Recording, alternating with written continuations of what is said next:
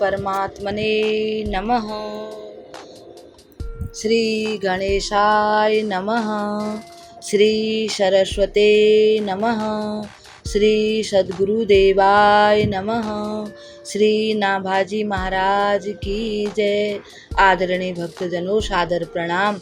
हम आज श्री भक्तमाल में से श्री नाभाजी द्वारा वर्णित श्री कामध्वज की कथा को सुनेंगे। श्री सीतानाथ समारंभां श्री रामानंदार्य मध्यमाम् अस्मदाचार्य पर्यन्तां वन्दे श्री गुरु परंपरां। वन्दे श्री गुरु परंपरां। भक्त भक्ति भगवंत गुरु चतुर नाम बपु एक, इनके पद बंदन किए नाशत विघ्न अनेक, नाशत विघ्न अनेक। भक्तजनों, श्री कामध्वज की हम कथा आज सुनेंगे। नाभाजी के अनुसार बहुत पहले की बात है। राजस्थान के उदयपुर राज्य में एक सेवक परिवार रहता था। उस परिवार में 4 भाई थे। उनमें से 3 भाई तो उदयपुर के राजा जो राणा जी हैं उनके यहाँ सेवा करते थे, परंतु चौथे भाई जो कामध्वज जी थे वे भगवान के परम भक्त थे।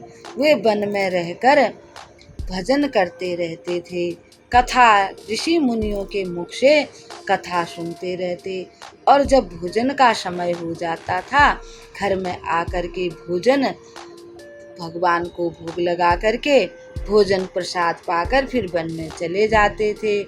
यही उनका नित्य का कार्य था, यानी रोज वो ऐसा ही करते थे। उनके तीनों भाई उनको काम काज के लिए कहते थे, अरे भैया तुम काम के न काज के, दुश्मन अनाज के, यह मानकर उनसे नाराज रहते थे। एक दिन तीनों भाइयों ने कामध्वज जी से कहा, भाई यदि तुम थोड़ी देर के लिए राणा जी के दरबार में चलकर हाजिरी लगा दिया करो तो हमें तुम्हारा भी वेतन मिल जाया करे, जिससे घर का खर्च भी ठीक प्रकार से चले और तुम पर हम नाराज भी नहीं होंगे। कम से कम थोड़ा सा हाजिरी लगा दिया करो, थोड़ा बहुत काम भी कर लिया करो, घर का खर्चा ठीक से नहीं चलता। श्री कामध्वज जी ने बोला, मैं जिसका सेवक हूँ उसी की सेवा करता हूँ और उसी की हाजिरी बजाता हूँ, दूसरे मैं किसी का काम नहीं करूँगा। भाई लोग उनका उत्तर सुनकर बहुत नाराज हुए और बोले, जब तुम मर जाओगे तो तुम्हें जलाएगा कौन? श्री कामध्वज ने कहा कि जिसके हम सेवक हैं वही हमें जलाएंगे। यह सुनकर भाई लोग उन्हें उनके हाल पर छोड़कर चले गए। इधर एक दिन भजन करते करते श्री कामध्वज जी का शरीर छूट गया। कामध्वज जी का शव वन में पड़ा हुआ था। बंधु बांधवों को इसकी खबर भी नहीं थी कि फिर उन्होंने घर आना भी छोड़ दिया था और वन में ही रहकर जो फल फूल मिल जाते थे भगवान को भोग लगा करके उसी की प्रसादी पा लेते थे और दिन रात भगवान की भजन करते थे। किसी को इनकी कोई खबर भी नहीं थी, ये कहाँ रह रहे हैं, क्या कर रहे थे, और उन्होंने इसकी ज़रूरत भी नहीं समझी। परंतु दीन बंधु भला अपने ऐसे अनन्य का मतलब होता है कि जो सिर्फ एक की भक्ति करे और इधर उधर कहीं न भटके, सेवकों को कैसे भुला सकते थे। भगवान श्री राम जी ने अपने उस सेवक श्री कामध्वज जी की दाह क्रिया का भार अपने सबसे श्रेष्ठ श्री हनुमान जी को सौंपा। श्री हनुमान जी ने स्वीकार कर लिया। राम जी ने कहा, हे हनुमान जी, तुम मेरे उस भक्त की जितनी क्रिया होती हैं, दाह संस्कार, तेरहवीं आदि सब वो संपन्न करो। श्री हनुमान जी महाराज ने उनके लिए चंदन की चिता तैयार की उस पर श्री कामध्वज जी का शरीर रखा और उसकी दाह क्रिया की।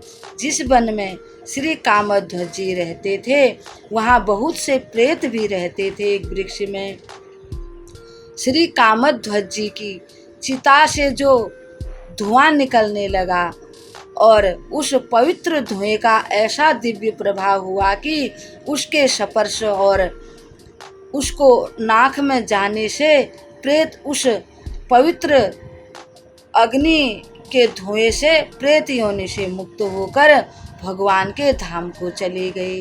ऐसी दिव्य कथा है। ऐसे कहते हैं कि एक प्रेत उस दिन कहीं बाहर घूमने के लिए निकल गया था। जब वो आया तो उसने देखा कि सभी प्रेत तो चले गए हैं और सब कहाँ चले गए मेरे मित्र सब, मैं तो अकेला रह गया हूँ।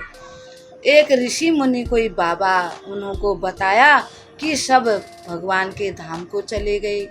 तो उसने पूछा भाई सब कैसे चले गए।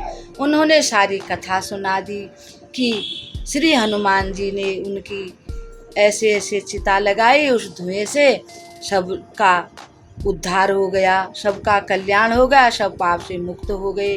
तब वह प्रेत भी कहते हैं उस पर जो वहाँ पर राख पड़ी हुई थी बभूति, उसको अपने माथे से लगाया और वह प्रेत भी मुक्त हो गया और भगवान के धाम को चले गया।